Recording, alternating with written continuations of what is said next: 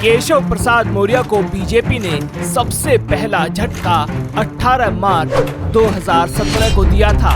केशव को दूसरा बड़ा झटका लगा दिसंबर 2019 में और तीसरे झटके ने तो बीजेपी में केशव प्रसाद मौर्य की हैसियत अर्श से फर्श पर ला दी थी। क्या मार्च 2022 में केशव के साथ सबसे बड़ी साजिश हुई थी? इस वीडियो में आप योगी आदित्यनाथ और केशव प्रसाद मौर्य के बीच की अदावत का हर वो पहलू जान पाएंगे जिससे लोग अनजान हैं। वो तारीखें जो केशव की राजनीति के टर्निंग पॉइंट रहीं। तो चलिए शुरू करते हैं आज से 56 साल पहले यानी साल 1969। ये वो दौर था जब कांग्रेस पार्टी का विभाजन हुआ था। इंदिरा गांधी को पार्टी की प्राथमिक सदस्यता से निष्कासित कर दिया गया था। देश समाजवाद की ओर झुकाव, राजनीतिक ध्रुवीकरण, गरीबी और विकास की चुनौतियों के बीच अपनी आर्थिक दिशा को फिर से तय कर रहा था। ये वो समय था जब ग्रामीण और गरीब पृष्ठभूमि के लोगों के जीवन को बेहतर बनाने के लिए सरकारें बड़े आर्थिक और सामाजिक सुधारों की घोषणा कर रही थी। इसी दौरान 7 मई 1969 को उत्तर प्रदेश के इलाहाबाद के सिराथू कस्बे के कोंधारा गांव में चाय की दुकान करने वाले श्यामलाल मौर्य के घर में केशव प्रसाद मौर्य का जन्म हुआ। मौर्य परिवार आर्थिक रूप से बहुत कमजोर था। चाय की दुकान से जो कमाई होती थी उसी से परिवार का गुजारा होता, इसलिए केशव का बचपन अभावों में गुजरा। केशव को खुद भी चाय की दुकान पर काम करना पड़ा। परिवार की मदद करने के लिए केशव प्रसाद मौर्य ने अखबार तक बेचे, लेकिन संघर्ष के बावजूद केशव ने अपनी पढ़ाई जारी रखी। केशव ने साल 1997 में इलाहाबाद के हिंदी साहित्य सम्मेलन से हिंदी भाषा में MA किया। पढ़ाई के दौरान ही केशव संघ की शाखाओं में जाने लगे थे और संघ की शाखाओं से ही केशव को अपने जीवन की दिशा मिल गई।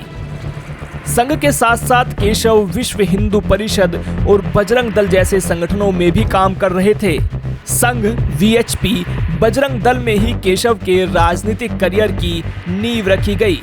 केशव ने लगभग 16 साल तक विश्व हिंदू परिषद और बजरंग दल के प्रचारक और संगठन मंत्री के रूप में काम किया था। फिर आता है साल 2000। केशव प्रसाद मौर्य ने इसी साल सक्रिय राजनीति में कदम रखा। अपने गुरु अशोक सिंघल के आदेश पर केशव को साल 2002 में पहला विधानसभा चुनाव लड़ने का मौका मिला।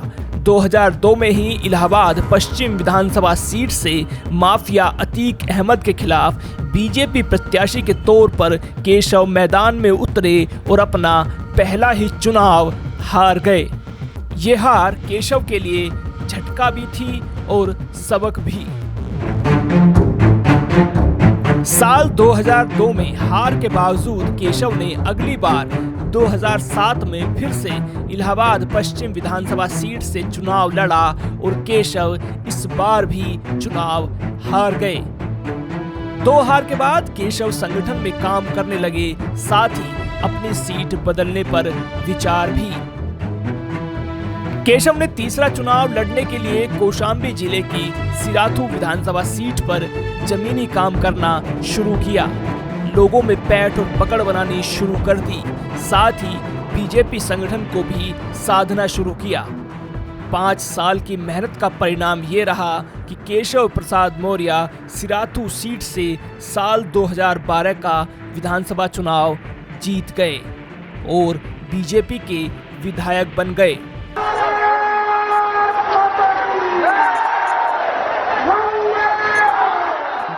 अब साल आ गया था 2013।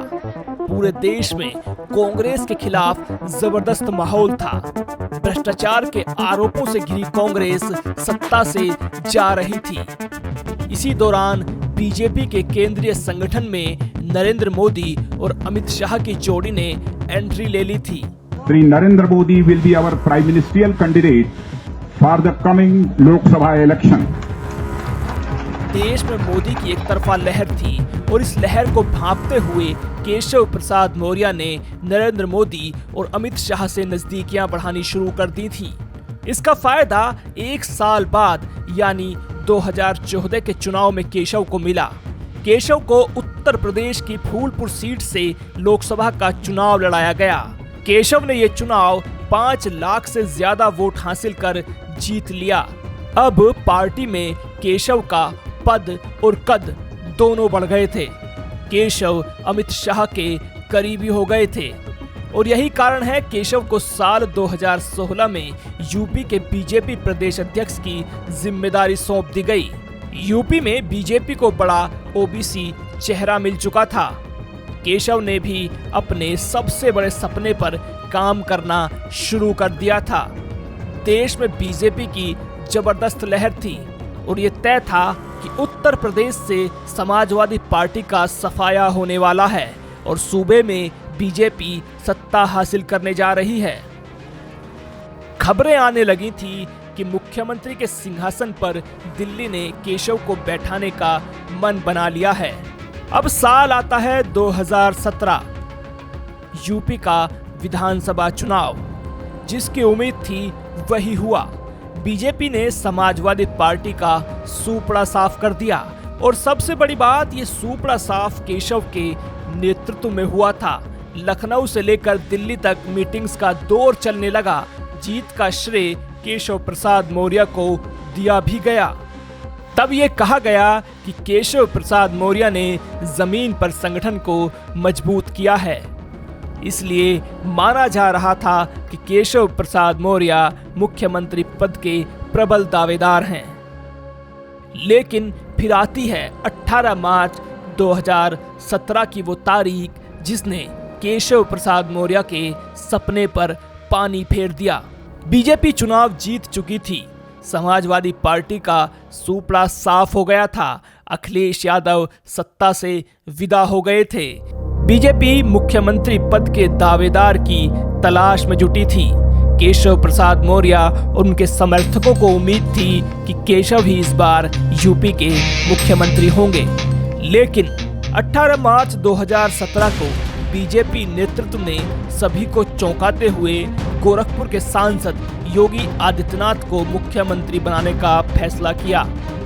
राजनीतिक जानकार मानते हैं कि मुख्यमंत्री की रेस से बाहर होने का यही वो पल था जिसने केशव मौर्य के मन में मलाल की दीवार खड़ी कर दी थी और यहीं से केशव और योगी के बीच कथित वर्चस्व की जंग शुरू हुई थी।